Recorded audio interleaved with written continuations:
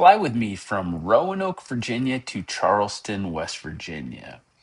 We're going to talk to Tower and get clearance off out of here. No delays, and we're cleared off to the northwest, making our way up through the first few ridges. It's a beautiful day to fly out here. It's a little bit breezy, but a crystal clear day. The winds have picked up starting about November 1st, so we've been flying a little bit less because some days have been very windy. Today wasn't too bad at all. I am keeping it a little bit lower level to try to stay out of the major headwinds that were at the higher altitudes.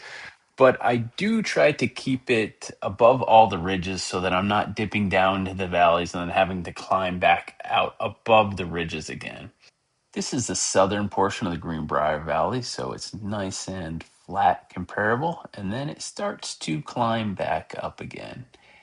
As we make our way up to this ridge, I spotted a cabin I hadn't seen before, so I wanted to get a closer look and take a look at it, and then be on my way.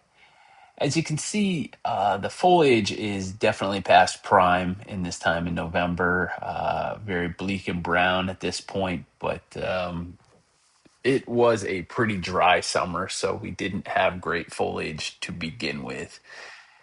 As we approach the New River, I see there is just a little bit of fog into the valley. So I thought it would be cool to kind of fly above that, to fly down the valley. I don't go below the ridge line just in case there's any wires or anything across there. I have scouted that several times in the past because I make this run quite often, and I do know that it's no current wires going through most of that area. But just in case they put something down in there recently. I don't want to get in trouble with that. So you can see the river continuing on my left side where that fog is.